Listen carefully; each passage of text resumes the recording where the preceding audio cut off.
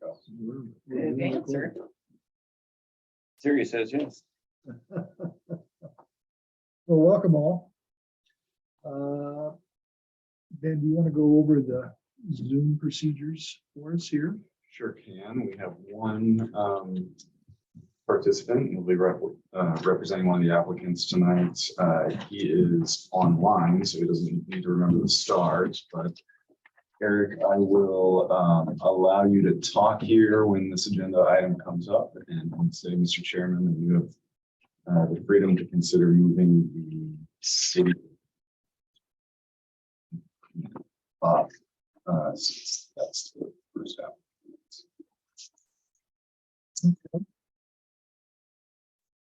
Do that, but let's. Do we have anybody in the public that wants to testify on something that's other than the an agenda topic? Sorry, I did jump the rest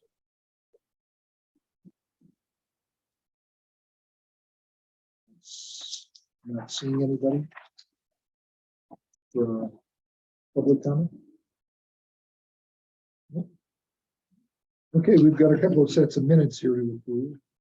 July 11th and July 18th. So let's start with July 11th. Corrections, additions, deletions, substitutions, or other modifications. The only corrections I would have is that I have an E on the end of my name. Housekeeping.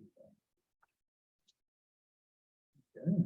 Other than that, everything was pretty accurate. Folks want to have a little more time just to glance at those?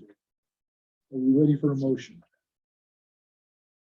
A motion to approve the minutes for both of those. Well, second. Are you making a motion for both the 11th and the 18th? Correct. Oh, both. So I can separate it. Let's do the 11th first. Okay, we're ready to do that. Let's motion, I will motion to approve the minutes for the 11th with the correction of it. I will second. Motion and second. Any further discussion? All those in favor say aye. Aye. Opposed say nay. Motion carries. Let's go to the minutes for Monday, the 18th. It's our special meeting.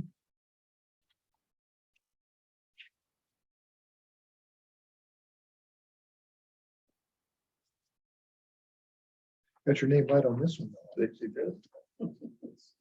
It's hard because autocorrect probably corrects it for the month. Oh, yeah, So if you don't catch it. you have a motion. I'll motion to approve the minutes for the 18th. I'll second that as well. Okay, any further discussion? All those in favor say aye. Aye. All those opposed say nay. Motion carries.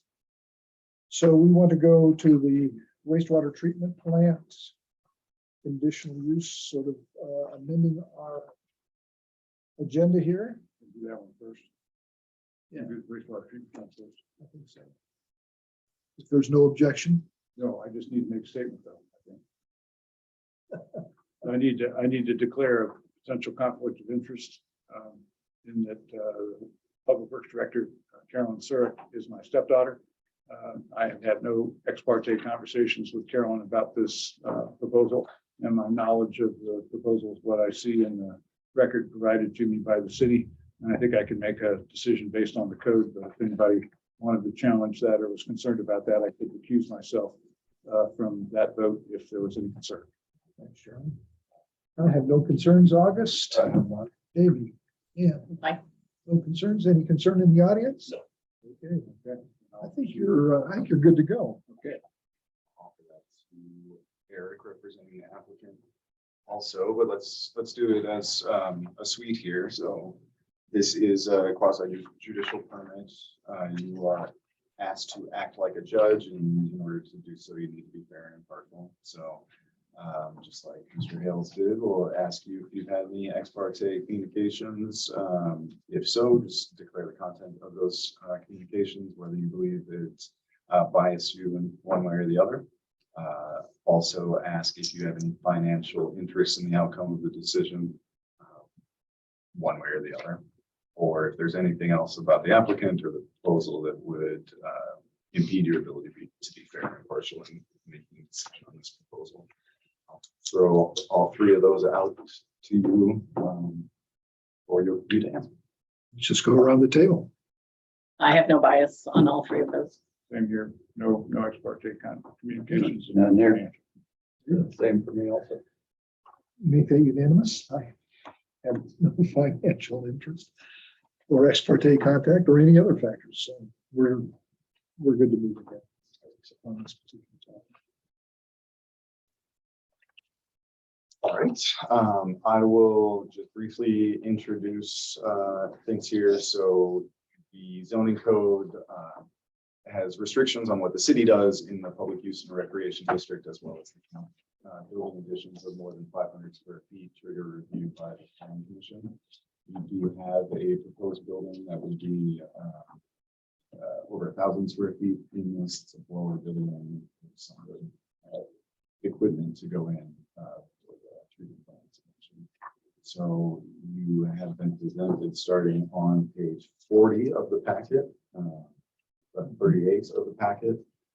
The application narrative was supported by Eric Eisman, representing the applicant, and I will turn it over to him after noting that staff is recommending approval and has drafted a conditional use permits on pages 52 and 53 of the packet. Eric, you're up. Thank you very much. Can you hear me? Yes. All right. I don't know if you can see me, but that's okay. I thought I had the video on, but I don't. So my name for the record is Eric Eisenman. I own a company called E Squared Land Use Planning Services at 2554 Northeast 48th Avenue in Portland, Oregon. I am representing Wallace Engineering, who was contracted by the city of Stevenson to prepare the development plans for the wastewater treatment plant. Jane Vale is the project manager for this application, and unfortunately she is out of pocket right now and unable to attend the meeting. So if you have any technical questions relating to the operation of the treatment plant, I'm afraid I am not qualified. I'm not an engineer or wastewater expert. I do land use planning work, and so I'm happy to answer any questions about the land use perspective on this application. Just very briefly, I want to thank you for moving this item up on the agenda. I appreciate that time. As you know, everyone in the city of Stevenson depends upon the operation of the wastewater treatment plant, which was first created on that site in 1971. Your city general sewer plan from 2017 anticipates development and upgrades to the treatment plant over time. And that's what this application is about. You've seen some other activity related to the wastewater treatment system in recent years and months. Back in March of 2021, the Planning Commission and the city approved a substantial development permit under the Shorelines Management Act for the Rock Creek Pump Station and Forest Main, and that was approved by the Department of Ecology. And then just last month, the Planning Commission reviewed an amendment to the substantial development permit in order to help to allow the city and the applicant and ecology to clarify the nature and the extent of the work that was going to go on at the treatment plant. And that was approved, as I said. So this is the final piece, if you will. This is an application for a conditional use permit, a land use permit for essentially one property, for one building, as Ben has mentioned. And before I go any further, I just want to say I really appreciate the support and the expertise of your staff. Ben's been great to work with, and I really appreciate his help in this matter. So what we're doing here is all of the site work that's going to happen on the treatment plant is essentially in the disturbed footprint of the existing treatment plant. Everything is beyond the ordinary. In this application, the activity is all beyond the ordinary high water mark of Rock Creek, and so it's not subject to additional shorelines review. Essentially, what we're doing is, that's germane to this application, is constructing an aeration building, or sometimes called a blower building. And as Ben had mentioned, because it's greater than 500 square feet, it's approximately 1,150 square feet plus or minus. At this point, we're required to go through the conditional use review. So in terms of the use, we are conditional use, but we do meet the setbacks for this zone. We're 173 feet from Rock Creek Drive, so the public will most likely not be impacted by the creation of this blower building or aeration building. And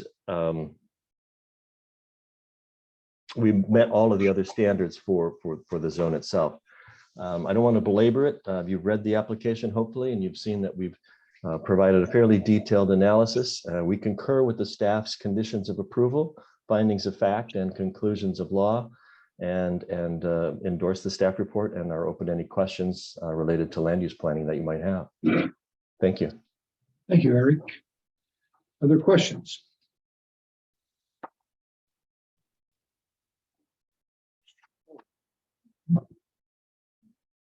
We're talking about development within an area that's already been disturbed, it's already been developed. Right. And on the corner of the property that's farthest from public impact. Yeah. It is actually, yes, it is furthest from the public impact, from public viewing. The development of the aeration building will, in the engineer's opinion, help mitigate any odors, adverse impacts that might be experienced by residential properties on the other side of Rock Creek Drive. So we think that there's probably minimal impact that this aeration building is going to have on the public. Isn't this subject to SEPA review? It had this gone through SEPA review in 2018 or 19. My attempts to get the public hearing procedures into the agenda were thwarted this time. So I don't want to forget that this is the public hearing.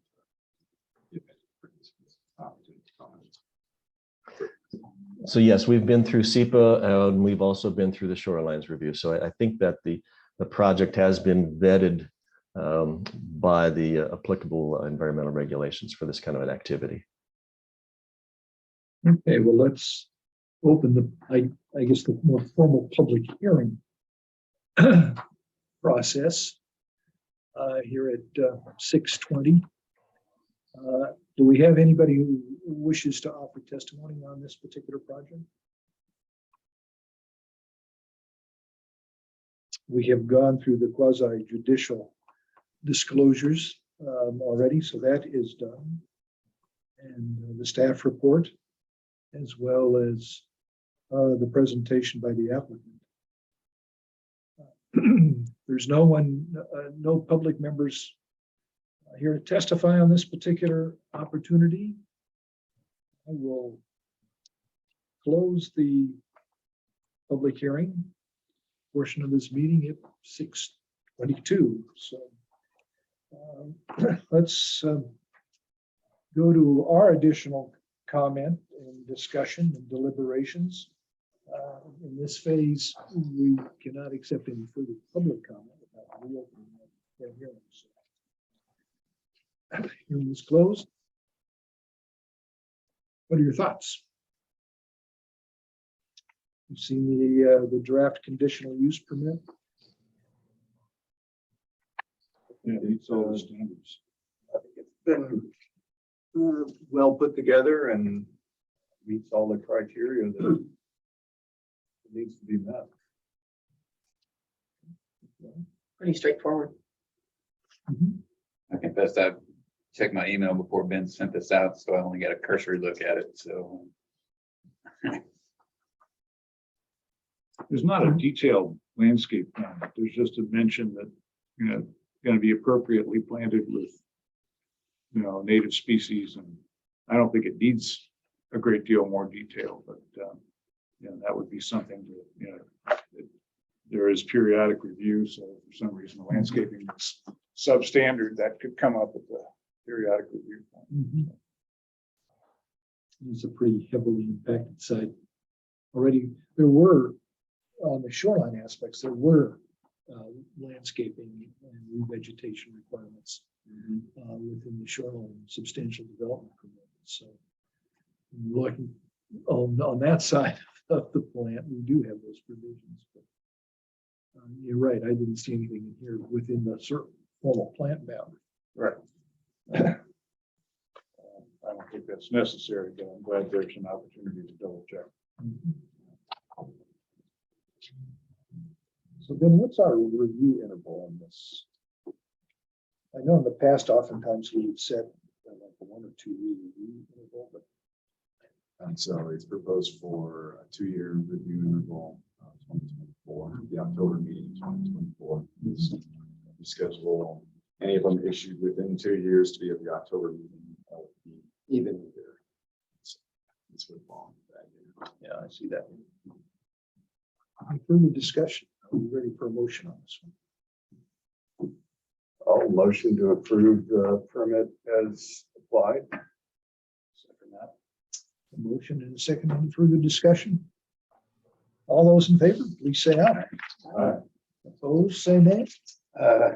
Neutral. I haven't looked at it close enough, but can we do that? Sure, you can abstain. So let the record show that Davey's going to abstain on this one. But all others voted aye, so motion carries. Conditional use permit is approved. So now we can jump back, Ben. Okay. Thank you all very much. I'll be leaving the meeting. Appreciate your time on this. Thank you. Thank you, Eric.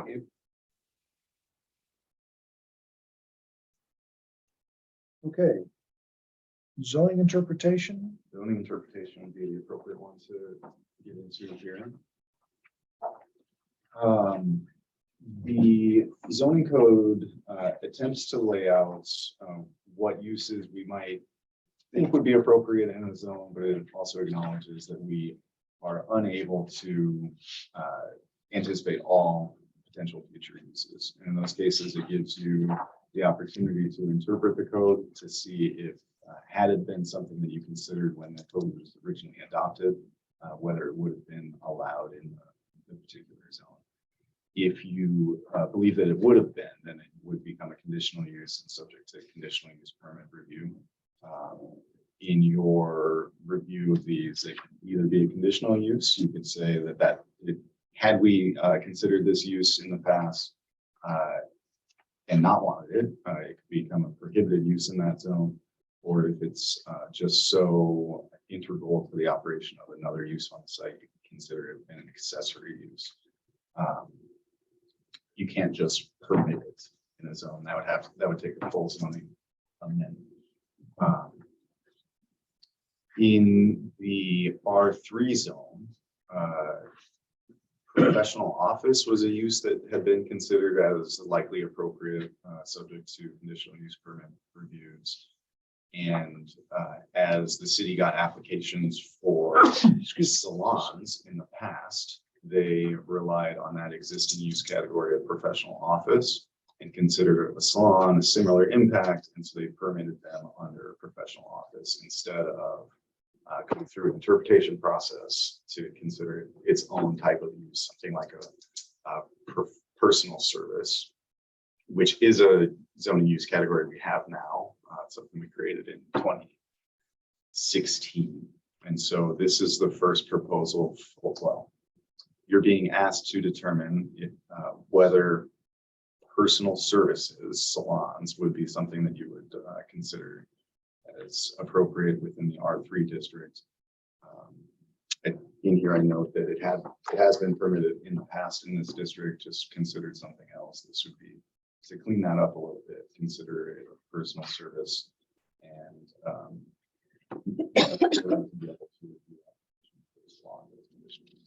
If I'm not mistaken, this is a salon before, right?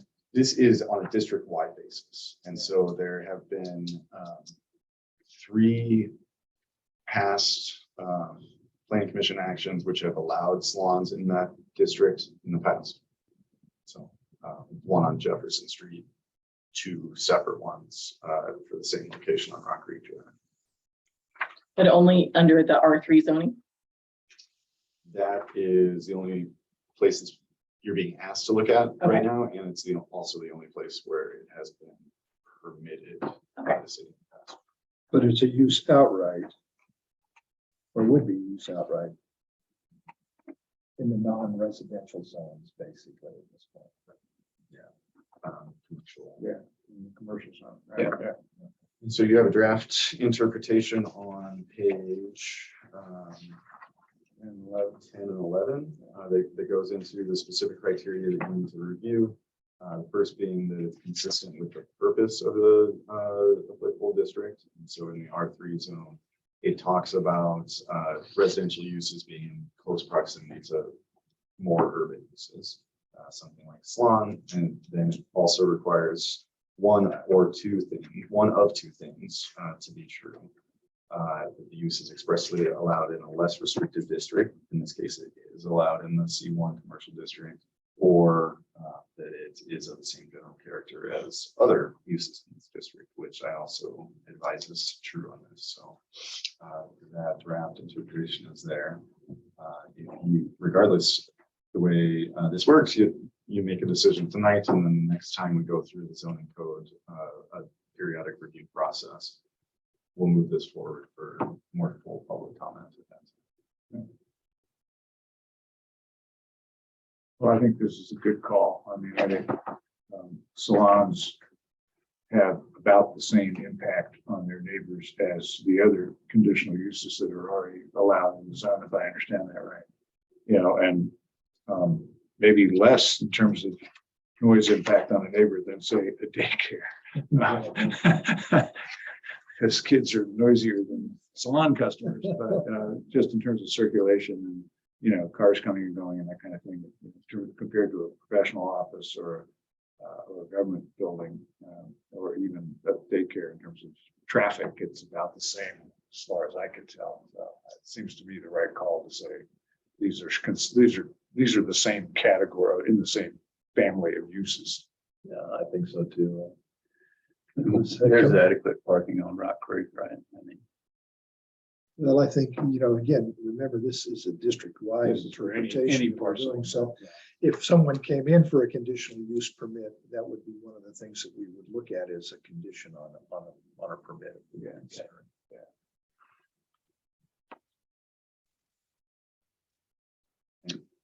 I am just performing one final edit here on the interpretation itself on page 11. There's a leftover. And so proposing that to be one sentence that would read, in the R3 multifamily residential district, personal services uses satisfy the criteria of SMC 1712-020C1, 2, and 3. I saw that. Wow, how did I end up there? Thanks, Ben, for that clarification. I agree. And when I look down at the other conditional uses within the district and their impact in terms of traffic and noise and light and emissions and everything else that you would think if you were living next to them, I can't see where a salon is out of character with any of them. How do others think? I agree. I concur. Honest. That's good. That's a good question. My concern is that since this is addressing a district-wide thing, and this is a residential district, if we don't look at this building in particular and the process that we have for allowing this, so the conditional use has been granted to the property owner, but then the business that's operating under that is someone else. So my question is, do we want to establish a routine of taking residential property and basically commercializing it? Because that's what this in essence does in a residential district, because it's not the owner or the resident that is operating this business. It's a completely different entity, which the permit is not granted for. That's the conditional uses for the owner of the property, not the owner of the business. And I would suggest that that's probably the next question we have to look at when we look at the specific conditional use permit for that piece of property. Right. And I don't know that it's really relevant to the broader question in terms of should we make this a conditional use? Well, we could look at, Yeah, ownership. it's easy to look at specific locations and buildings and say, well, this works here. But if you're going to create a kind of a broad agreement that this is acceptable, what about those conditions where it is a single family residence and they want to rent it out for a commercial? I mean, because basically a salon is a commercial entity. They are bringing customers from outside in, getting the revenue. It's not a professional office that a tax person may, you know, here's my office in the corner of the house or something of that nature. So my kind of pause is that since this is a residential zoning, we're really careful about how we kind of approach that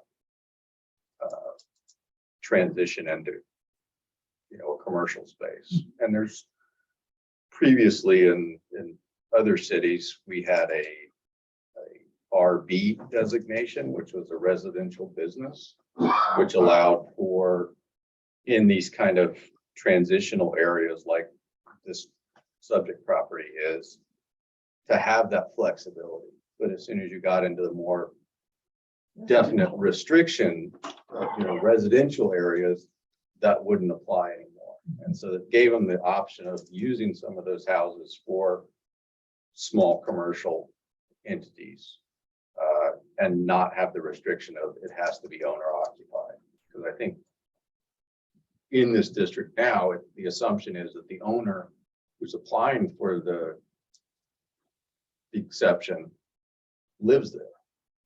Not necessarily because it's multifamily, right? Yes, but one of those people that live there would be the person who's applying for the permit.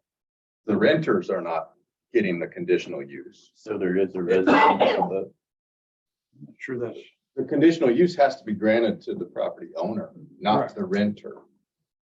So what So if it's residential, that means they either are living there or they're not. And what I'm saying is that's opening it up to, that's not a residential building anymore. That's a commercial building. Does that make sense? as opposed to like saying, you know, I had a house out in Home Valley and I operated a salon out of it. but this is a multifamily zone, right? So there could be 1, 2, or 10 units on the Right. site, right? And this conditional use would allow the city to say yes to a commercial use under certain conditions on some or all of that site, depending on the site. Maybe there's one building and they're going to use the whole thing for a salon, or maybe there's 3 duplexes and they're going to use 1 unit for a salon, right? It could be either one. what I hear August saying is, and I'm totally, absolutely paraphrasing, what I'm hearing is that this proposal opens the door to convert a full home from a residential use to a non-residential use. Right. And that there might be a middle way of opening the door a little bit to allow this to happen in conjunction with. Well, it's like the Rock Creek corridor. We have an establishment that allows for, you know, more commercial development in there, even though it is residential. And so in this particular circumstance, since we don't have that corridor established, what it's doing is basically kind of getting a little bit out of our control if we start to say that, yes, this is a permitted and acceptable use, then the next person that comes in and says, so I've got this house, I'm not going to live there anymore, and now I want to turn it into, you know, this quasi-commercial entity, which is no longer that's not residence, and that's not what the zoning is for. But the proposal is to have it be a conditional use, not a permitted use, right? So the city could still say, Right. you know, apply some conditions here about parking. Well, and that's the thing, is the conditional use is only granted to the property owner. Right. And so if you're renting that property out to somebody else, they're the one applying for the business license. It's just, that doesn't sound residential. No, it's Like not. it gets very complicated. So I think it's it's a very delicate thing that we have to kind of transition. It is, yeah, but you know, if I look at some of these other conditional uses, they're not necessarily residential at all. There's not many public government administrative buildings that are going to be residential. So they are gonna be largely looking like that on commercial use. Yeah, or a dentist's office or whatever. Yeah. Yeah, I guess the other concern I would raise, I still think this is probably, given that it's a conditional use, the city can sort of meter how often this happens. I'm not that nervous about it. But hey, we have a downtown plan. We want to reinforce the downtown.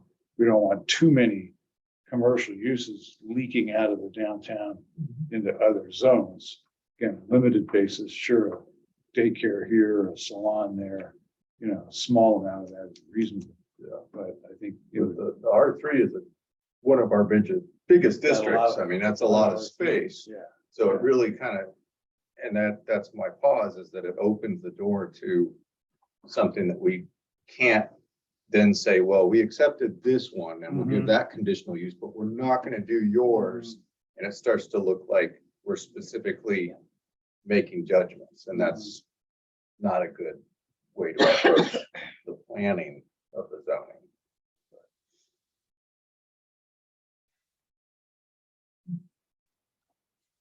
but then how many of these have there been over a 5 or 10 year period? One. Yeah, so not a common scenario, but you're right, August. I mean, as soon as it's a right enjoyed by others, then, it's like, why can't I have this too? Yeah, So, and because, I mean, we often find that conflict when anything happens between the residential nature of how the town feels and what the commercial kind of drive is. And there is that conflict, and because this is such a large district, that potential conflict can get kind of ugly, and I'd rather not So open that. What would you like to see, I guess, August? Does that mean you want the owner to be in residence on these? if we issue And I a- mean, I was trying to look at the way that it was written, and it doesn't cover this circumstance in any conclusive way. So really, this is an exception to all the exceptions. I was just trying to. Right. To understand. No, Is it was it renter. enough? For example, if we took one of, I think as Charlie pointed out, say you had a multifamily, small apartment building and you took a space on the ground floor and you made it a salon. Well, the owner isn't necessarily going to be in residence there, but it's still a residential property, not a mixed use. That's the variable line, is because it's starting to become what we're established in the downtown as the mixed use buildings. Where In a residential. in a residential thing. So it really is it's pushing that border. And I think if we wanted to create that corridor that continued from the Rock Creek, which kind of ends there at the county building, and then connect it up into our commercial district, that would make sense. I mean, and that would be relevant for this. But anything up into the more residential area would remain more residential in nature. So you would be more comfortable, for example, if this was a zoning amendment that moved this into a commercial zone. Used it sort of like that residential business flex area. I don't think we have anything like. We don't, No, and I that's was talking about it from another city. yeah, and we've had this conversation many times over the year, but that was our designation for allowing that kind of transitional use in an area that was still residential, looked residential, the building wasn't a commercial. How to let that use contribute to the commercial viability of the city without impacting the residential aspect in a broad sweep. And that was our solution.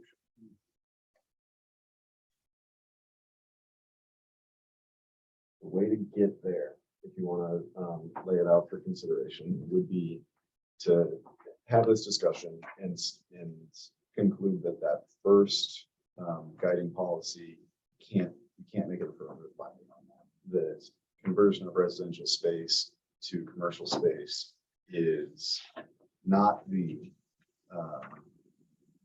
Intended, purpose of that district. The which purpose of that district I is think house. is valid, if it's residential. And It's so- multifamily residential, yeah, but it's still residential. It's not multi-use. Which is what we're kind of getting our commercial downtown to accept so that we have that flexibility there. And then if the planning commission were to accept that premise and still search for a way to find yes on this, then we would probably need to carve out a separate description for different types of personal service uses. And so one could be that's cottage industry is a phrase that's used to be between a home occupation where it's just you doing work and between a full use. Yeah, because I think if we could kind of back up, which we can't do because it's already here, is whenever that decision got made that a salon still fell into the residential aspect, I think was an error. I mean, that's a commercial, development. So, how do we get forward from that in a way that is intelligent and thoughtful? Seems to me in some ways we've already crossed that line with the conditional uses that are already allowed.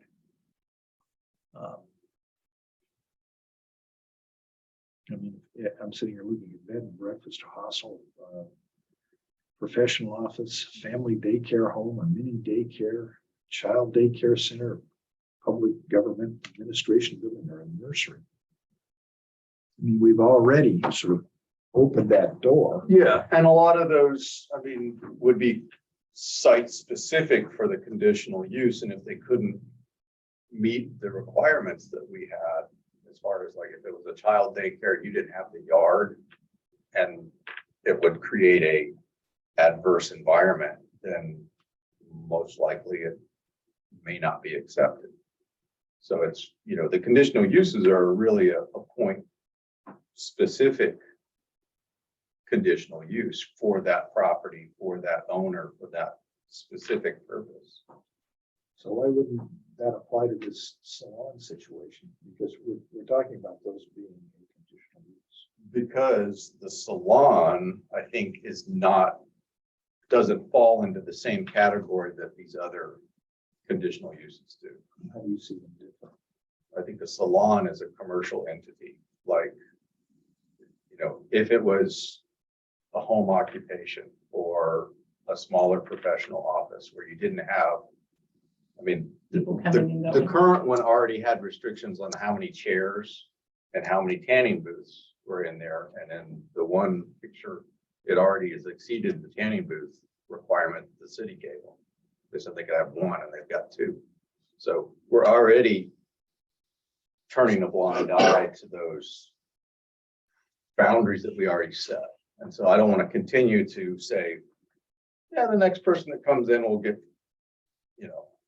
I think it's bad practice to not be more specific when we have the opportunity to correct something that may be an error.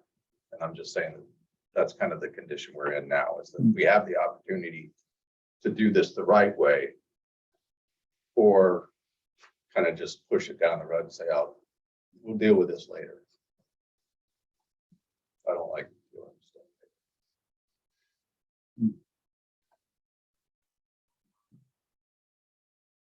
Other thoughts?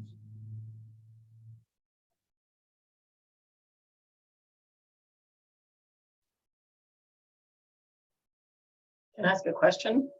If they're already exceeding what was in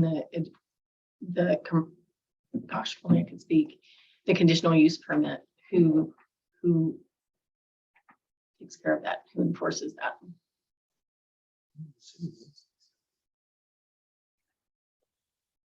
And also remember, We're not talking about a specific site here. No, I'm just asking because that's kind of human nature nowadays, so if we're all going in with great intentions thinking, yes, we're planning this and something else. I just want to know who followed through with that. We have a good point. Yeah, I mean, like Ben said, it's opening that door, and what happens when you open the door and can't bring it back shut again. Mhm. Not that suddenly there'll be salons all over the place. But if it happens enough times and enough people come in and complain, then it comes back to like, why did the planning commission allow this to happen? Because clearly this is not residential. And this is where I bought my house. This is my expectation of what my surroundings are gonna be. I think it's just poor planning. I know we're talking about the general policy here, and the other Yeah. agenda item is a specific instance. You're saying that's the only one of these that you know of, right? In the last 10 years, we've had one request. Yeah. In the last 20 years, we've had 2 properties request. Okay. One is served its purpose and it's no longer operating. So this is probably not a high impact decision either way, but I take your point. I mean, it's like, I mean, this specific, Yeah. this location is a really good use for that. Yeah. It's just that it's still residential and, it gets into that issue of the requirement is that the owner of the property get the conditional use. So then when the business doesn't follow through with that, who takes responsibility for that? The owner? Yeah. Has to then say, oh, well, I didn't know what was going on. I rented it to him for a year. But it's ultimately their responsibility. It is, Yeah. and that's kind of, it was set up in that residential frame of mind that you're gonna live here, you're gonna be responsible for your property. so if we don't approve this interpretation, are we still free to approve the conditional uses later on our agenda today, or others like it? Or without this interpretation, they're non-conforming uses and that's it? That's it. Okay. Another third way. You're right. I'm changing the topic a little bit. So another third way is the door in this case is opening to any type of personal services use. It is set up to be an umbrella over other more specific uses. Currently, the only use under that umbrella is of recreational services type of thing. So lessons of some sort. And so you could make an interpretation that salons as a personal services use would be considered, but changing to a different type of personal service would take some future zoning code amendment. That makes me feel better. I'd rather live next to a salon than live next to a daycare. Well, the daycare still, Still part of, That's, yeah, we live with that. yeah. Interesting. Yeah, because if it's just to be the advocate, if you're doing the commercial and you're having a high rotation of people, that's a lot of traffic that's incurred, whereas a daycare, kids get dropped off in the morning, they get picked up in the evening. Mhm. And so a salon, but just by nature requires that there's more parking.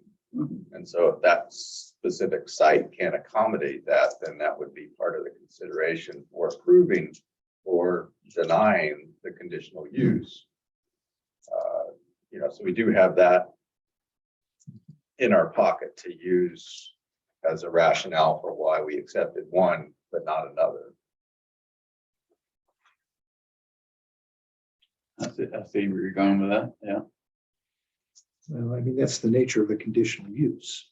Right. It's why it's not a permitted use outright, because you do realize that it can be incompatible with the primary uses in the zoning district. So it allows you to put reasonable conditions on the use of the property to allow that initiative to go ahead. my, you know, when it starts to really verge over into the more commercialness away from residential is where I start to kind of like get a little bit nervous. So you're more uncomfortable with, for example, the sort of broad definition of personal services, Absolutely. because we haven't fully defined personal services. Yeah. If it were just salons, how would you feel? I think we would have to put some very specific language into what would be the conditions that had to be met for that conditional use for a salon. Parking, buffering for visual things. And that would be dependent on the location. Like I say, this specific, you know, We do that now for any existing conditional use. in a way, but if you're gonna designate salon as one specific thing, you're then gonna have to increase what you mean by parking. Is that, you know, one for each seat, whereas a professional office, we don't really have a definition for what kind of parking is required for that. Whereas if you've got 3 chairs and your turnover is X and you have so many tanning booths, what's your parking number that you're gonna need? There has to be a formula for that. And right now we don't have that. So if we are gonna say salons are this new thing that we're going to accept as a conditional use, we have to, you know, qualify or quantify some of those aspects.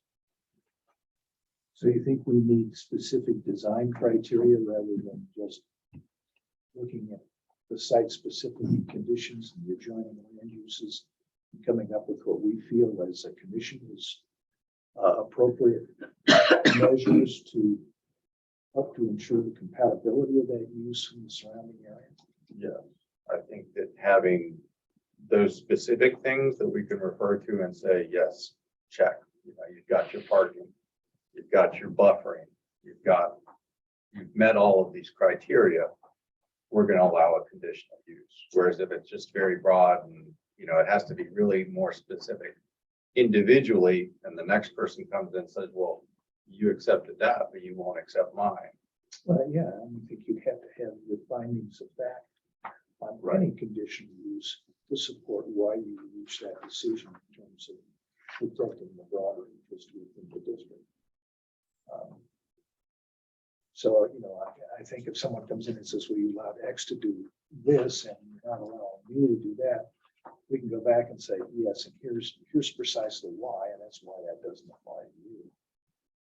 So is it currently a dentist office? Does that fall under the same personal services thing? It's a professional office. Or clinic.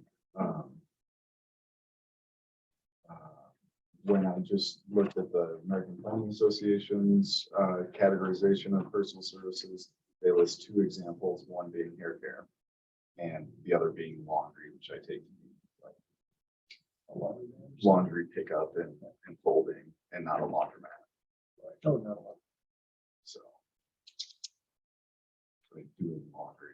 Yeah, I think the big thing is whether you're talking about someone who's a hairstylist that uses one room in their residential house for that purpose versus a building that has a substantial commercial feel to it in a residential area.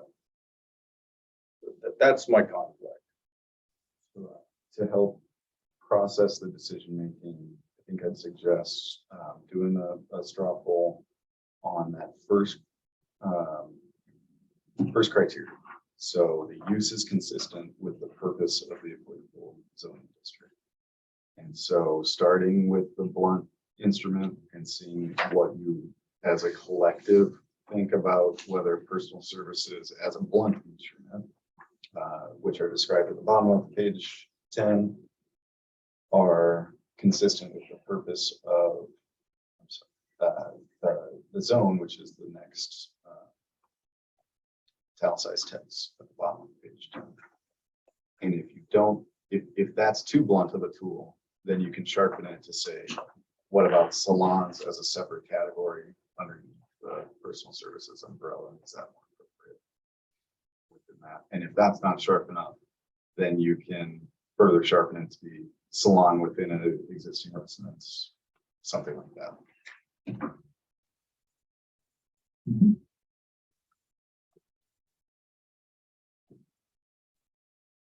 I think I take August's point that it's not consistent with the purpose of the residential zone. But the question is whether it's of such a minor impact that purpose can be flexed. So you can make it compatible. I think. Right, and there is a compatibility standard that you apply on individual conditional uses, right? So, because not all R3 properties is equal, right? Some are more proximate to downtown than others. Some, like Rock Creek, have a character that's already different from a street that's mostly housing. So it's the compatibility standard to me matters more than anything in terms of how this gets used, at least in the short term, before the next comp plan. Maybe that zone gets reconsidered. Some of it gets changed to some other zone. That kind of stuff happens in a comp plan update. But for now, the compatibility standard is probably the most important because you're not getting a rash of these. You're not getting one every few months. You have only a few over the course of the last several years. So to me, that's what matters more than meeting the strict test of whether whether it's consistent with the purpose of the zone. The purpose of the zone was multifamily housing. But to me, it's okay to, at least again, in the short term until another comp plan, to say, as long as we're looking at compatibility on a site-by-site basis, which you do in the application that we have tonight or anything else that came along, then okay. To me, that's good. That exercise of judgment is going to protect the community interest for now. In this particular instance, though, it was granted use to be a salon previously, but that had multiple, you could take multiple customers now, and that didn't really interfere with any of the residential aspects around it. So I'm trying to think of another example of how that would be a conflict. But given that we've already granted that use in this particular situation, it doesn't seem to be a large conflict of interest. No, except you have to acknowledge that if you say, yeah, it's okay there, someone else could come and apply for a conditional use anywhere. Yeah, no, I get it. And of course, you would have to look at it in that context with looking at what its impacts are. And can those impacts be moderated to the point where it's compatible enough for that residential district? And what are your thoughts? I agree with August, and I understand wanting to keep the zoning as straightforward as possible. Driving Rock Creek all the time, just on this one, for instance, I don't see an issue. And I was looking up the zoning map on my phone to see how far it was. This is not in the middle of the R3. It's on the end, and there's a couple more houses before, before you're into that anyway. And that's a good example to me of you're already getting to the busier zone. Plus, it provides a service to the people that live around there and may not have transportation, whatever. So just on this instance per se, I have no problem. But when we're doing, I agree with you, when we're doing a flat out, this is the new thing, and you're basically, it's not changing zoning, but it's redefining what we can do in some zones. It's worrisome. So I'm conflicted. I get, well, like I said, I'd rather live personally by one thing versus another. And when you start throwing some big offices in here, it scares me. So do you want a DMV office where that salon is? You No, know, but I mean, but that's already. Exactly. Conditional use. exactly. I mean, But that's- as long as we have the conditional use for each and every opportunity, and I don't have a problem if they say, okay, well, you already gave this one. It's a different story every time you do a conditional use permit. So. And the city's growing, so we're gonna be bulging out of certain zones and having to think about this more and more, so. That's what planning. Exactly, exactly. and That's that's- why we're discussing this. Yeah, and Yeah. that's why I'm saying is that I don't have a specific problem with this permit. What I'm saying is that this obviously is something that we need to look at for future consideration. 100%. And if creating another zone or. I like the overlay zone. Right, an overlay Yeah. that allows for that transitional use in those areas while preserving the more traditional residential aspect of it, even if it is multi-zoning, I think is the best way forward. And I was trying to think of an example of something that would, I mean, in this particular instance, we're all pretty cool with how this is gonna work, but where would we draw the line? I mean, what would be somebody who came in and said, well, you let them do that and I want to do this? We say, no, that's not okay because what? I mean, I can't think of an example. Well, Because you you're on can't the go line back- of R3 and going into the SR zone. So it's not the same as going into the commercial zone. Does that make sense? Yeah. I mean, someone could come in on a conditional use and they say, well, you allowed him to do that, why don't you allow me? And you can say, well, you don't have any parking. You're too close to your neighbors. You create a noise problem. Yeah, if you You open generate up too much woodworking traffic. shop. or Those are something. all judgments that you can make to say, that's why we're not treating you the way this guy is over here. One of the things I share, I think, with August is, I mean, we've already kind of opened the door here in terms of commercial type uses in the R3 zone. I mean, that's been done. I'm a little bit worried about scope creep in terms of, we say, all right, well, we're saying personal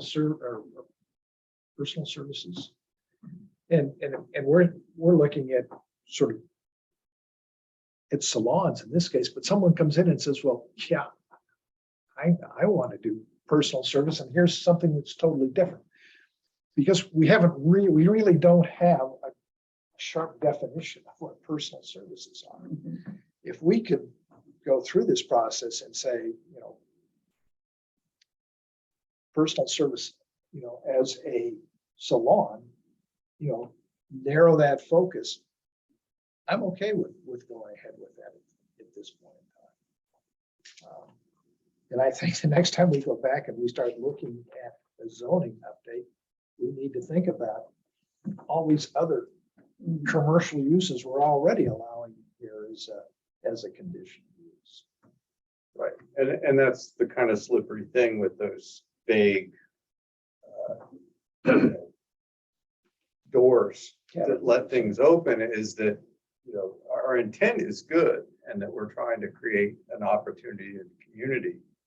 But it's the things that you don't think about that comes up a year later and everybody's like, oh, why did we make that decision?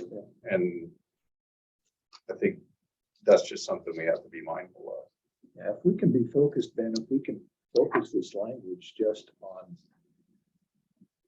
salons. I mean, we have a precedent of approving conditional use on salons already. We already have a number of commercial uses that are conditional uses.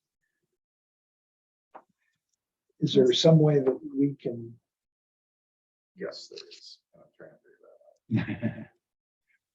I mean, I would still, that be something not ideal? yeah, Granted, August, but would it be something that would be workable in this instance? It's narrowing the scope. my kind of concern is still that difference between the conditional use has to be granted to the owner and then you're having a third party business come in. And just that situation doesn't feel residential to me. I mean, it just doesn't. And that's the difficulty that I'm at working around this, is that feels commercial. So, and we had a similar issue with the 5440 sign down there in terms of who had the permit. But that was commercial. It's commercial, but Yeah. but it was And- still a difference though, was who gets the permit? Is it the business that's occupying that building, or is it the owner of the building itself? Yeah, and that was, I mean, that's a good example, but it definitely was much easier It's a to commercial. see. Yeah, this is different, and I just, it concerns me that we're setting,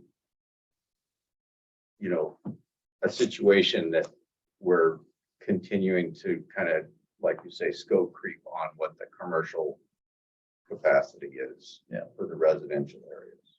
Yeah, we can. It's like our ADUs. I mean, it's very specific that it has to be owner occupied. Right. And it has to be within a certain distance because we recognize you have to have control over that. And so this is still residential. And so where does the control continue when one person's applying for conditional use, a different business is making use of it? Where's the responsibility lie? Is there a residence in this building? There are 2 apartments upstairs. What I thought. Yeah, so this is more complicated than I thought it would be. I mean, part of what's giving me pause is just there are 35 uses that are allowed in the zone, not just the 8 examples that were given. I don't know what they are, and I don't need to know for the moment, but it seems to It me opens that up, opens up a can of worms. yeah. Yeah. There was a famous, infamous Multnomah County commissioner who was kind of dyslexic, who once in a situation like this said, "That's going to really open Pandora's can of worms."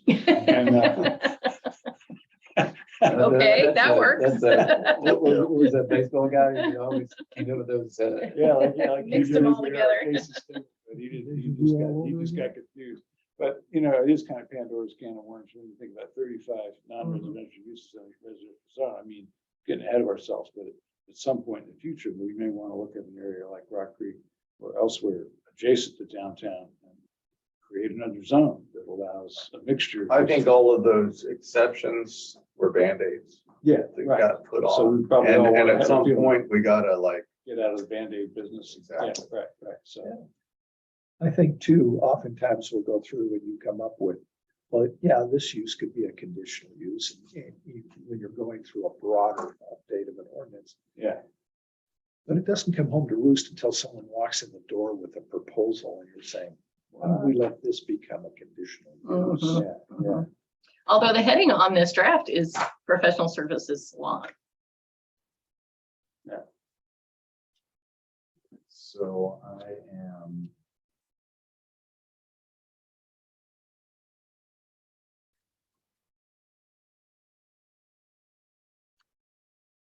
Well, then rather than you redrafting this, maybe that's not what you're doing. But again, maybe I'm a little confusing myself a little bit, but if we don't act on the interpretation, can we still approve the application in front of us based on the rules you already have? If you wanted to in some way consider a salon, I still consider a salon a professional office now that we have this other personal services category.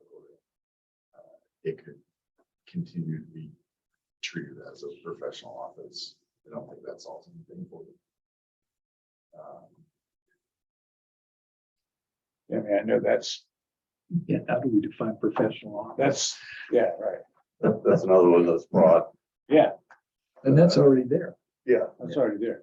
I mean, maybe we're not all in agreement about this, but I'll just you persuasive, getting me to think, wait a minute about this.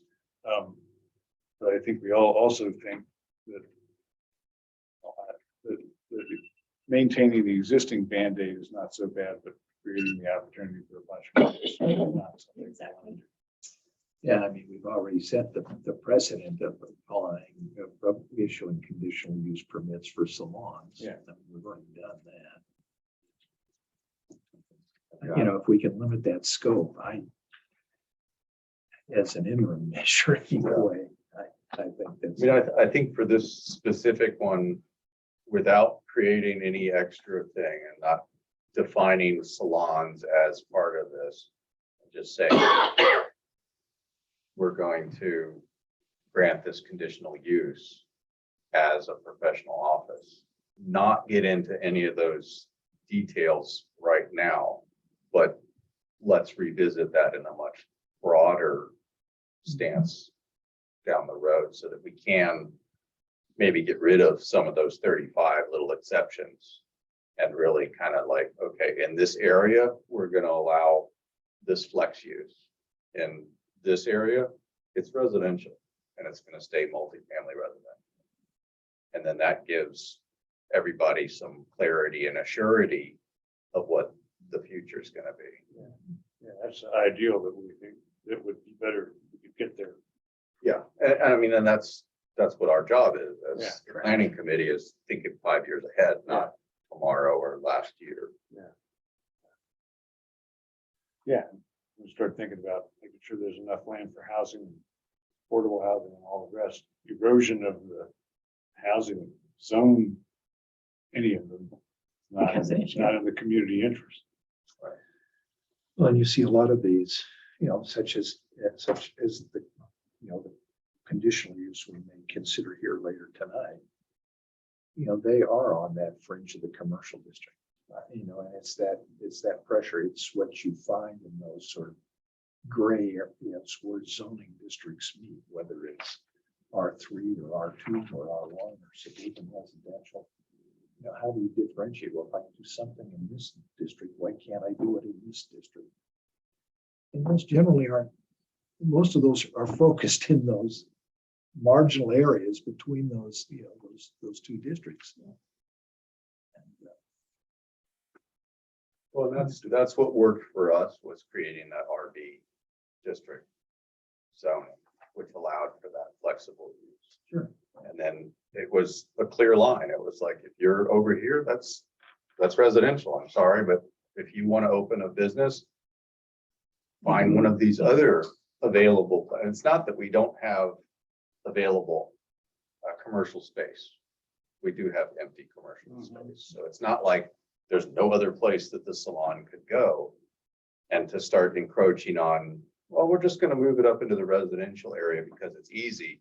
But then if you're, just to go even further, okay, so if the salon is in a residential building, how are we going to meet fire code requirements for what is, essentially a commercial building? And that opens up a whole nother Pandora's can of worms right there, because it was built as a residence, and how do you convert it into commercial space?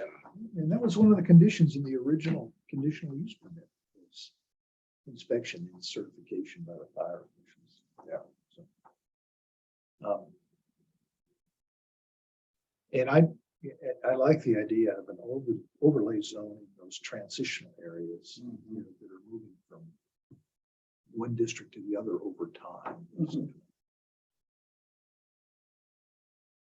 Yeah, we use those in a number of areas. Ben? Are we even close? That's the decision for you all. I've got a change for you to consider to the interpretation. I'll try to, Juliana and I might need to work on it afterwards, but on page 1, where it describes the issue, there would be a change to this that says, ... did not contemplate whether salon uses would be compatible in residential districts. And then I would jump down to discussion. And use, I would say a salon is considered a specific type of personal service use as described in SMC 1713. Leave that there. On to page 11 of the packet. I would say the personal service use is expressly allowed in the C1 district. Then- Allowed in rather than consistent with the purpose of, And then on the findings, number 1, The salon use is consistent.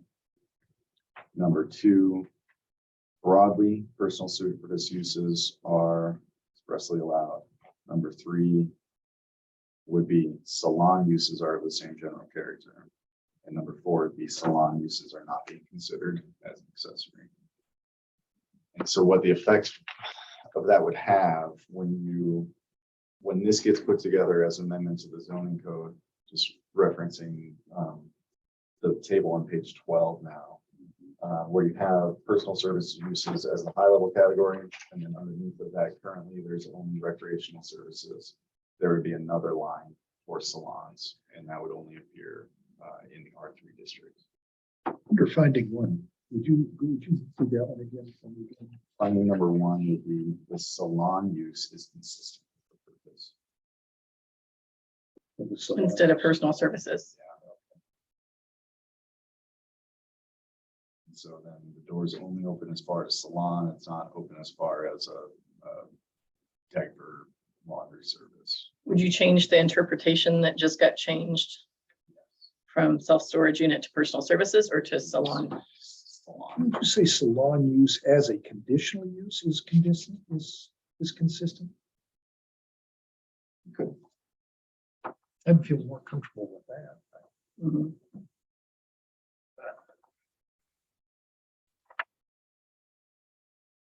I detect an objection. Yeah, I don't find that a salon is consistent with the purpose of the multifamily residential district. It just crosses too many of those lines into the commercial aspect. So without, and like I was saying, maybe we don't even specifically point to salon right now, and we just kind of address this one individual thing, and then let's talk about overlay or something like that, that will then allow us to add in salon as a use in the overlay, not in the overall residential area. So you're saying that we don't take any action on the conditional use for the specific property tonight because we won't make an interpretation that will allow us to do. I think if you're going to define it as salon and you're not going to continue to wiggle it under the personal services that already exist, then I've got more of an issue with it. If you're going to say specifically salon, whereas personal services is still vague. Does that make sense? I'm not sure. I thought we wanted to try and narrow it. We do, absolutely, but in the interest of getting this particular request out of the way. Because right now we don't have an overlay district. We don't have any alternative to allow this. It's already in existence and we can't walk back from that. But if we start adding in extra language, does that mean now we're adding a 36th thing to the exceptions? And that now salon is this new thing? And it's like, is a salon 2 seats? Is a salon 5 seats? Salon 27 seats? What is a salon? And I think if it goes from hairdresser, which I think clearly is, I would totally say that's a personal service. But that also is a much more minimal commercial interest, whereas a salon, just by the nature of it, that's people coming in and out. Does that make sense? I mean, that's kind of. Yeah, I think we're sort of at a decision point where we either table this and come back and look at a longer term solution. And we do not take action on the conditional use application before us tonight because we don't have any basis in terms of interpreting our own zoning ordinance that would allow us to make that decision. I don't like continuing to kick cans down the road, and I don't want to inhibit somebody who's trying to run a business from continuing to run a business because the owner of the property has sold it and because the conditional use runs with the owner and not the business. Again, this is a situation that's not ideal. So I don't want to cause more problem for someone who, you know, the business owner didn't ask for this conditional use scenario to be set up. I don't want to inhibit them from continuing to work. But as a planning committee, I don't want to continue on just passing this and putting Band-Aids on it. Yeah, but I don't know, maybe Ben sees something, but I don't see a legal basis for us to issue a conditional use permit to this new owner. I would not. Without some interpretation of the zone. And if we don't do that, we don't issue that conditional use. I think it's one way or the other. It's not an ideal situation, August. I'll grant you that. It's a Band-Aid. And that's why I was hoping if we just narrowed it to salon, since we'd already done that in the past on 3 different occasions. We focused it on salon. We say salon, you know, as a conditional use may be compatible with the R3 district. Not consistent, but may be compatible. It can be, as a conditional use may be compatible. That would give us the That might basis. get us there, get us through the rough patch here. I don't know that it helps or not, but my reading of the purpose of the zone and why this was consistent with it relied on this where complete services are available and that residential uses are in close proximity to commercial. And so in that reading, it could be next door, not you're close to downtown. Right. So I don't know if that helps at all. I mean, and like I say, I think this was granted provisionally for this one particular instance, and it made sense. And I don't know that adding salons into the residential as putting that verbiage in there, then will not allow us to take it back out in the residential aspect. You know, we can add it in the overlay and say like, yeah, salons are, you know, a conditional use in the overlay district, you know, R37 or whatever we want to call it, and have that separate and independent from the R3 residential. So, Ben, if we vote on this tonight, knowing we're gonna start working on the overlay, vote on this so that we can give them their conditional use if that's what we decide. Can this be turned into part of the overlay once that is? So see, it's not stuck in R3. Yeah. It's just, it's basically, we narrowed the scope so that we can go forward with the next agenda item without opening up the Pandora's box of worms. Sorry, sorry, put that in your No, head. it's great. It's gonna be there forevermore now. And so that's why we're doing this, so that we can go forward with the next agenda item, knowing we now really need to work, because I think the overlay is a fantastic idea. Yeah, and I think that needs to be a pretty good priority for Yeah, us. and we're not, I mean, we're thinking through the legalities of this, if I get this right. We're not conferring a right on anybody who hasn't yet applied for a conditional use permit. Correct. Right? Just because there's a conditional use that's allowed on my property, if I haven't gone through the process of applying for it and met the conditions, I'm just subject to the underlying zone.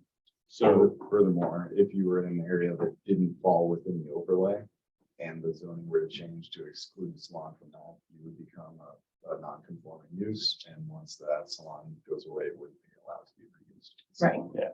Yeah, and again, I think we see most of the commercial type uses on that transitional area. Yeah, that's exactly where we want them to be. Yeah, and so if you put that overlay in, that's gonna protect this existing use if you extend an overlay to cover that. yeah. Which would make sense because you look at the other commercial uses that were within 100 or 150 feet of that place, you know it's in transition. Yeah. I just don't want to add salons into the language associated with R3 and then have to later parcel that back out again. So if we can do it so that we're looking at it, and I think that was some of Ben's suggestion, was that it may be, a conditional use, or it may be found to be. Yeah, the way I wrote it was the salon use as a conditional use may be compatible with the purpose of the art. Yeah, and I think that's as far as I'm willing to go. I think that, well, Ben, I'll defer to you. Is that something that's going to be a sufficient finding in order to allow us to proceed? The text of the code requires you to find that it is consistent with, and so you could use your whole phrase there as a qualifier and say, and therefore it's consistent, may be compatible with R3, and therefore is consistent. Okay.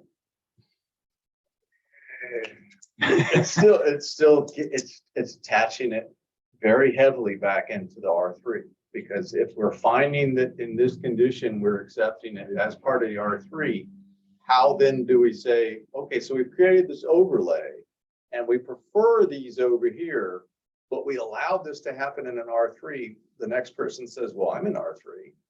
It absolutely does that. There's no getting I around. know. There's And no getting around. that is my huge pause on this. Except if you put it in an overlay and you take it out of the overall R3. You're fine. Exactly. Right. Exactly. Yeah, and that would And be, that's part of it, and that's what you're trying to address. That's the issue you're trying to address with the overlay zone. Yeah. Is that you don't want that to apply to the broader ones. But in that sort of interim instance for what we're doing here tonight, yeah, it would apply to the full R3. and so I wish there was a way to kind of quantify our conditional use, in a more specific way that is not as broad in the short term, because we can say yeah, we're going to get on that. But the reality is that, next June, maybe we may have some actual wordage to use. And in the meantime, we've got, well, you've decided this, you just did this last month, and I want to open 2 salons. And we kind of get, I think certainly the essence of the conversation we had tonight with our concern over the long-term implications of having these being conditional uses in the full R3 zone has led us to believe that we think it would be more appropriate to look at zoning alternatives such as an overlay zone that would confine those uses to those areas within R3 that are in transition to commercial uses. And if we capture that, I think in the minutes, that's sort of a statement of intent. The other thing I've seen in the permit review process because you've got those 4 criteria that you need to find to issue a conditional use permit when an actual proposal comes up. And so the being in harmony, being in conformity with the comprehensive plan, transportation plan, or other plan officially adopted by the city, or endangering public health and safety. So what I've seen communities do, I haven't written one of these findings myself or made the case for it, but would be to look at the district as a whole and saying that, look, the residential purpose of this is being undermined by these serial proposals for different types of use, and therefore that's not in harmony with the area. And so that puts the pressure on you in each permit to justify why you're saying no, or why you can't say yes to it, while the door would remain open. So. Yeah, I think in any conditional use situation, if you go back and you look at planning bodies and the quasi judicial, if you're being arbitrary, if you're not allowing someone to do what someone else has done without some good findings, yeah, you are going to get your hands slapped. But if you have good findings, I found that those work pretty well. And that's why it's important to think about what you put in findings and not just to say, yeah, that looks good. Let's move on. So, Ben, with that sort of modified language as I put out and you modified, and the other topics as you laid out, do you feel comfortable then that we can do the interpretation that's down here? I do. Yeah. But that's a question for you.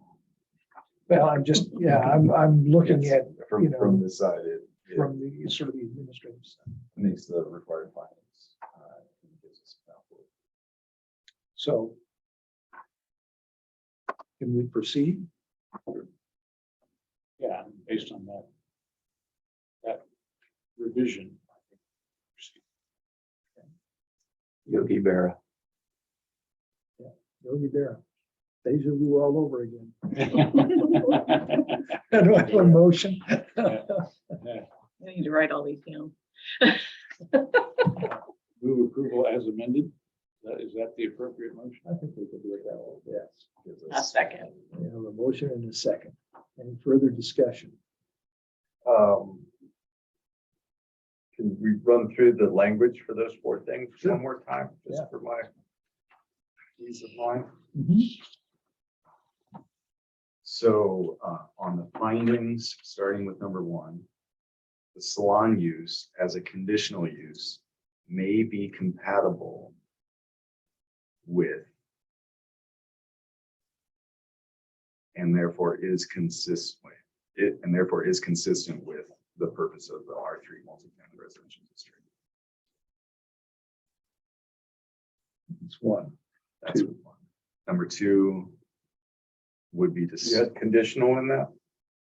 Yes. Okay, I did. all right.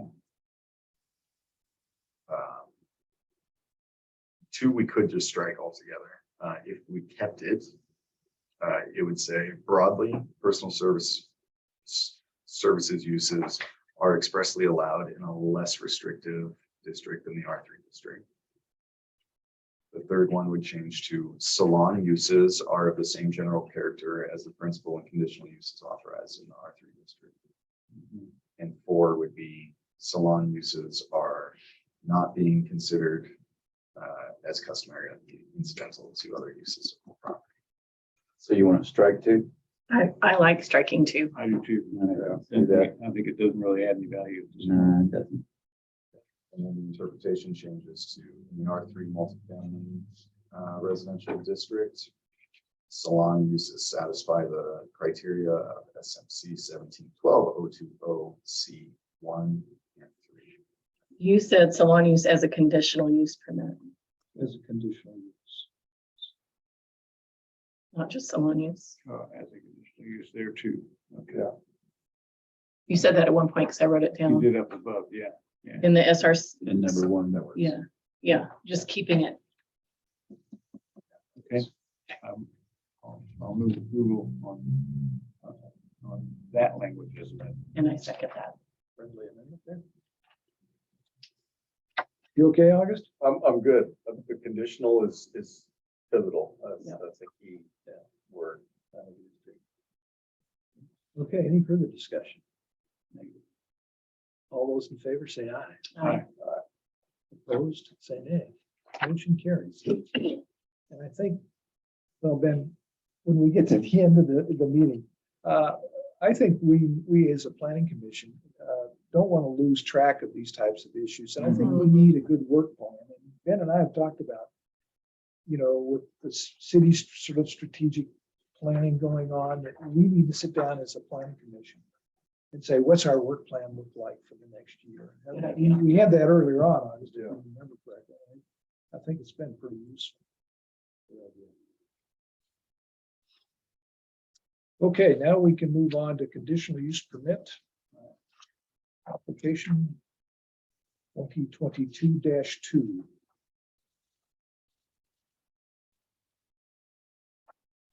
Okay, we are not represented by an applicant for this. He is traveling tonight and couldn't be here. There's prospective sale of a building which has a conditional use permit currently issued for a professional office salon. We would be changing that if it's approved to just a salon. The previous permit was issued to the property owner it itself was an amendment or a reissuance of a conditional use permit for a professional office salon at this location. The previous permit, I believe, was issued to the specific to the business that was there at the time. And then the city acted to just tie it to the property owner. In this case, it would be remaining tied to the property owner, not a specific business. Or use as just a salon. I've got the standard staff report reviewing it for consistency with the comprehensive plan. I do believe that it is consistent. You've made the decision that salons could be considered as conditional uses in this zone. And so the staff report is based on that. There's a recommended approval. It limits the number of conditions that had been previously placed on the property. As it was originally drafted, it opened the door wider for different sorts of reuse of this. I'm going to review the text of the recommended permit to make sure it fits with the discussion that you had earlier tonight. Before we get into any of the specifics here, we'll go through the same appearance of fairness disclosures. So if you have any ex parte communications with anybody outside of these chambers on the permits, do you have financial interest in the outcome of your decision? Or is there anything else that would render your ability to be fair and impartial? Would hinder your ability to be fair and impartial on this? I have no, I had no ex parte contacts and I have no financial interest or conflicts of interest. You're not going to use the salon? Not used that salon. And I am the same and can be fair and equitable. Same for me also. And as for me as well, Ben, so. No disclosures, I assume No there's no disclosures. challenges to their ability to be fair and impartial on this decision. Okay, so I will turn it over to you for public hearing unless you have any baseline clarifications. So let's open the public hearing. It's 7:40. Anybody wishing to offer? Chair, Yes. I have some questions. What are the changes that have been approved from the last permit, conditional use permit? There was a mention of more possible wash stations or chairs. And in conjunction with that, where does the additional capacity for sewage come into a business decision like this? Is it in planning or is that going to be in the permitting? When you turn this from a residence into a salon, the wastewater's got to be significantly increased. Where does that come under consideration? It could be either of those stages. Could come in at this stage, the planning commission to review. When these proposals come in, we'll sort of informally talk about it with the public works director to see if they want to bring the planning commission in on the decision making, right? Official component of the staff report. That wasn't suggested in this case. In cases where it's not, say in downtown zone, where it's just a change of occupancy from residence to a salon, that's taken care of through the building permitting process outside and for public body to review it. So, and this has been used as a salon, so we're not creating something new at this point, but that's a consideration. This specified the number of hair stations, tanning booths, the original hair stations, 4 hair stations, 2 tanning booths, and 1 nail table. And I noticed that that's not in this current permit. And the other one was prior to occupancy by the salon, the space shall be inspected for fire safety by the city building inspector, and any deficiencies shall be addressed. So that was something that a condition put in place to allow that use that's been ongoing there. So those are the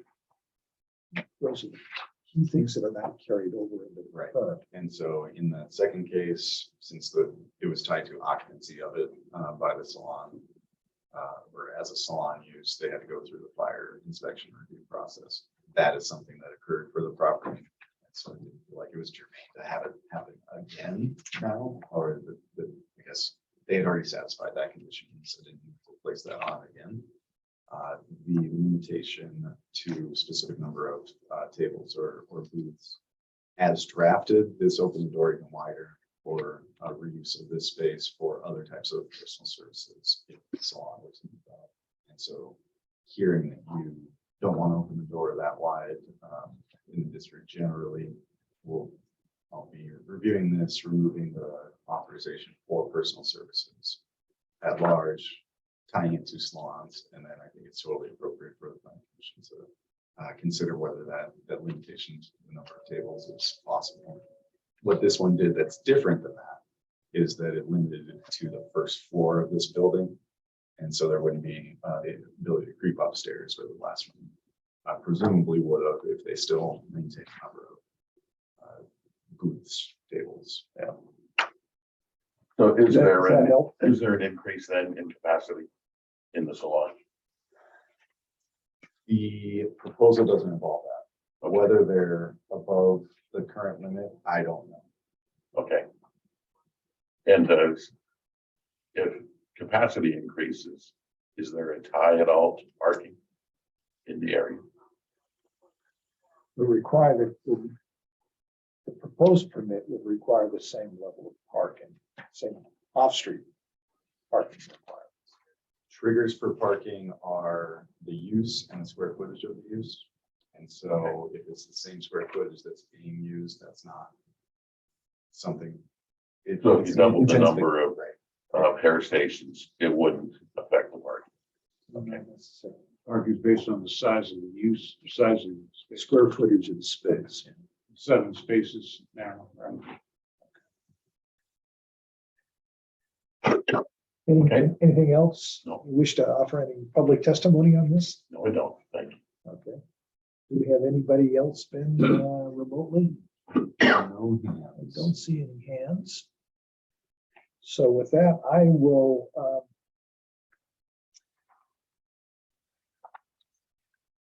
close the public hearing. Comment portion of this hearing. We're at 7:45. And we can move on to our discussion and for staff.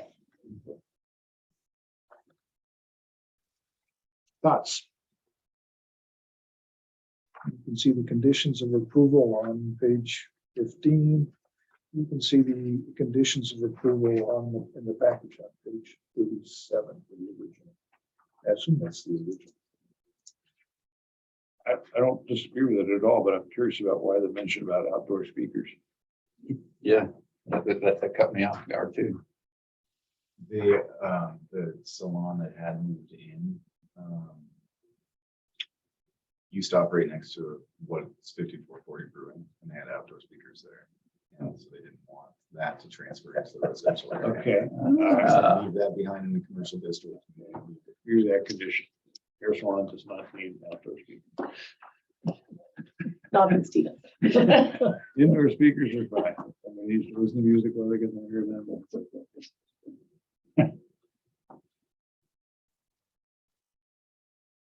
So what I don't see in the conditional use permit, I see a lot A and lot B. I do not see a parking plan. There is one in there.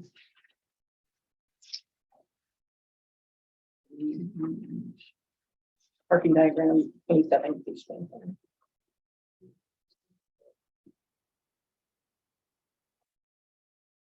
Oh, there they are. Oh, Basically Okay. 8 spaces.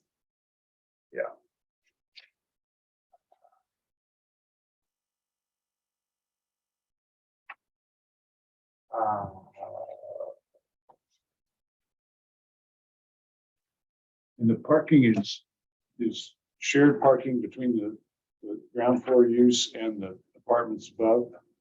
And they're counter cyclical, so people tend to be home in the evening if they live there, and coming by during the daytime if they're going to the salon. So, And there's no parking on Lots Road. I've been told I'm mispronouncing that.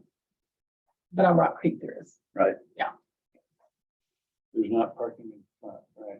On Rock Creek, On the- but on the side road, there is not. There's parking on the opposite side of Rock Creek. Yeah, there is. Yeah, sure. Parking on both sides, actually. But on the road. right here, Besides. Oh, that side. Yeah, Is that how you pronounce it? Is it Lots? looks like it. Lopes. Lopes. Lopes. That's a trick question.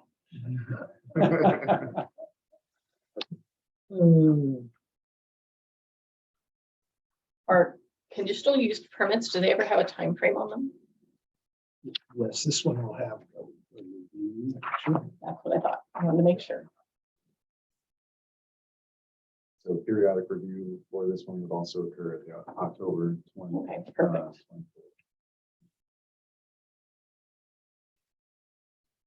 24th.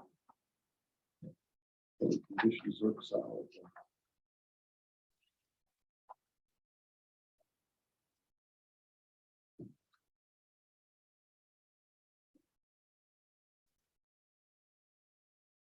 So it looks like there's just two references here to personal services that would change to salon. One on each page. The purpose and then description of the permit. Yeah.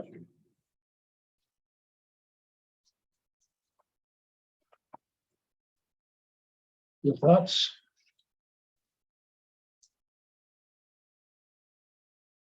And I'll move approval with changing the words personal services to salon.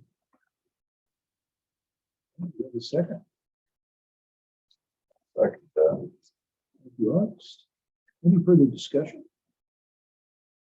All those in favor say aye. Aye.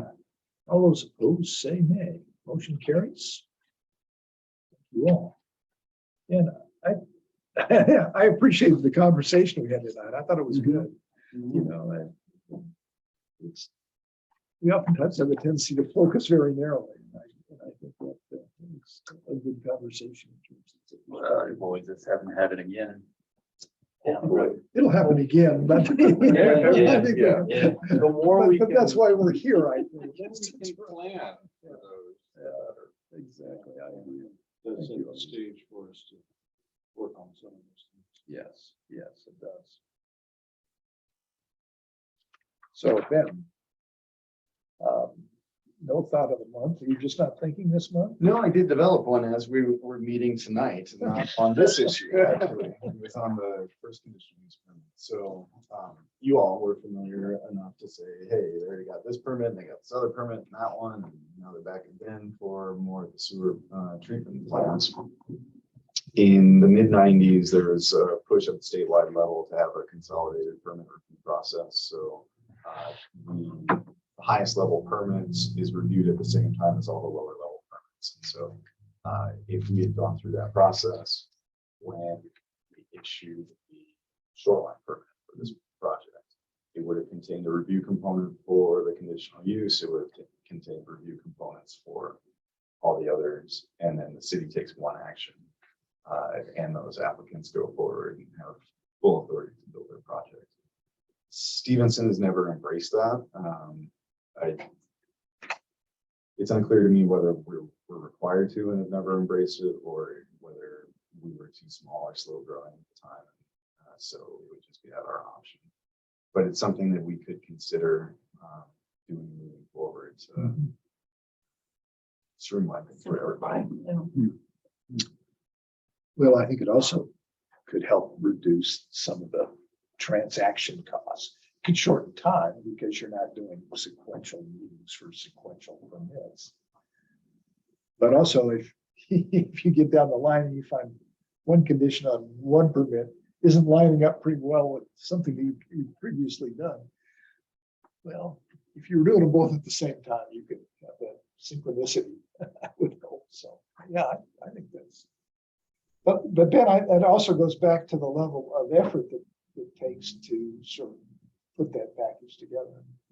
And that's more of a staff consideration too, in terms of, you know, how do we do that in a timely manner? So that's something I think quite desirable from my perspective. I think it has to be something that we can practically implement too. Well, also what it does is it requires a greater level of, in many cases, it requires a greater level of professional involvement on the applicant side. And so when that happens, my workload is reduced to everything's on the place for you. Fair enough. Okay, reports. Capital facilities, comprehensive plan amendments. I believe it gave this update the last time we had the public meeting, where there were 3 staff members and 2 members of the public there. They had a really good discussion about the need for the capital facilities plan, some of the projects, and the need for more involvement in that. And so we are going forth to gather more involvement before that comes back to,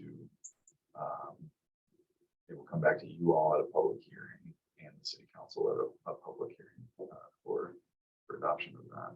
When you say more involvement, more public involvement, More public involvement. feedback. So there's a flyer that'll go out that takes that map and provides greater detail on each of the projects, hoping to stimulate conversation about, are those the right projects?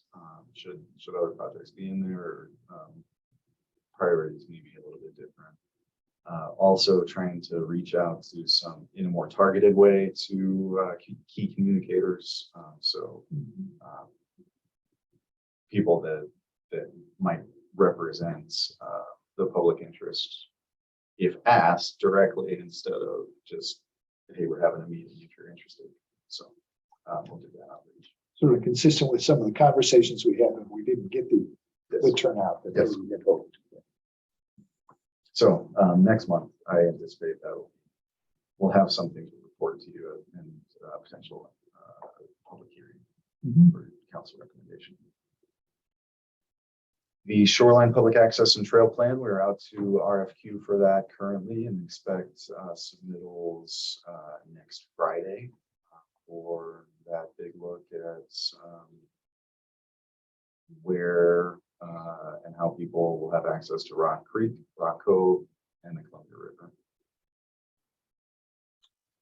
Downtown parking.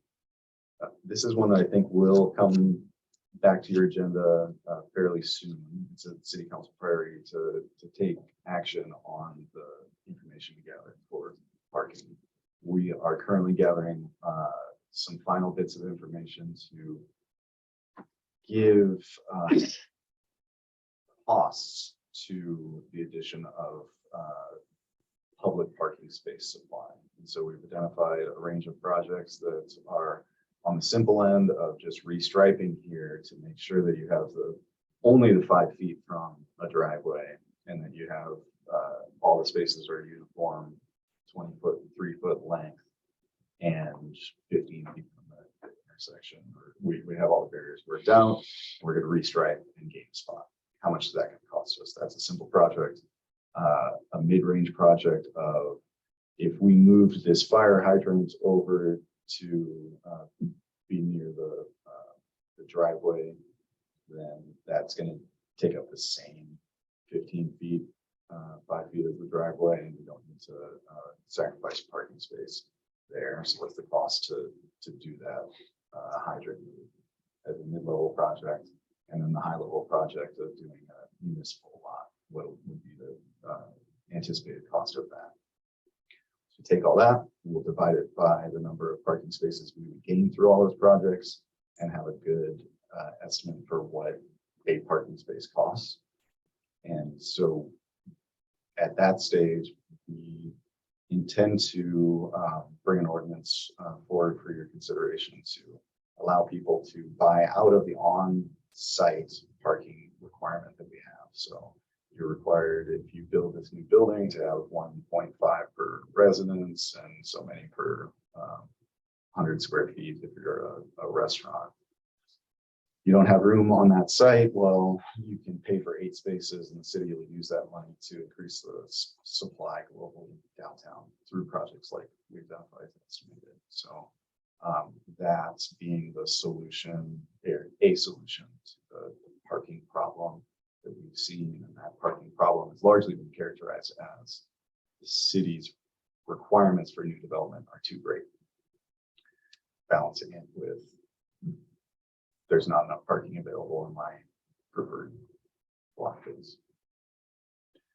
Any talk about the safety of parking, or just the effectiveness?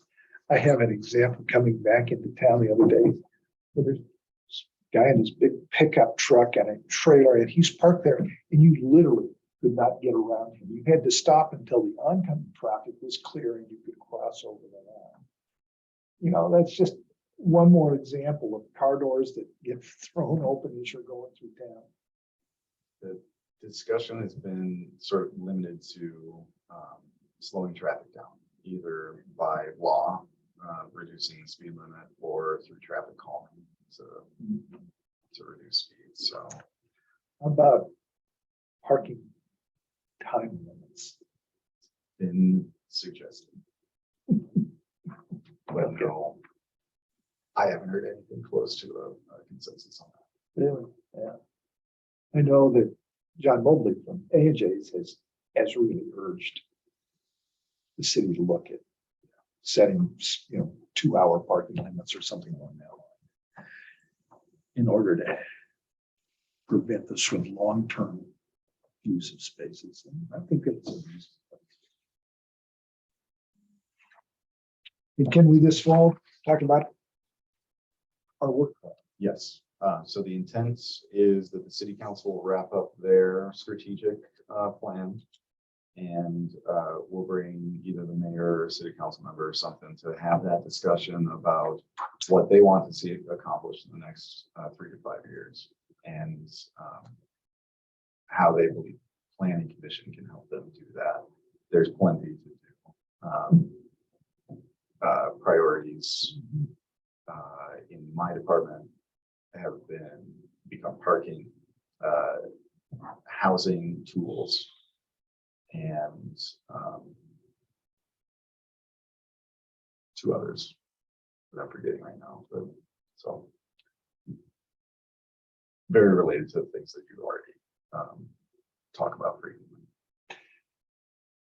There's certainly been any planning in terms of city staff about staff capacity and perhaps a planning assistant? There has been some discussion about that. There's not enough workload for just a planning assistant, but I would be carving out a lot of hours for helpful tasks, to folding notices, stuffing envelopes to send notices, file flows out. It's a good use of your time. So, Intern. yeah, so there's been discussion about that. Also with the strategic plan, it's the facilitator that we had, one of the benefits that she kept describing was this gives you the ability to say no. So not only spreading out the work, but reducing the overall workload. So to do better.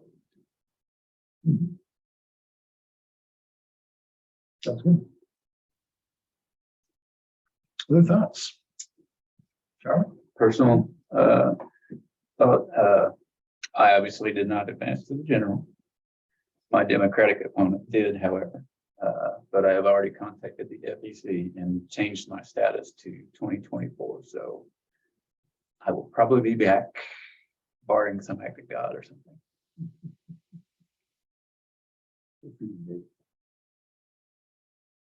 I appreciate the fact that you took the time to run and get out there and talk about the issues, and I think that's the way it's supposed to work. Oh, I burned through a lot of savings too.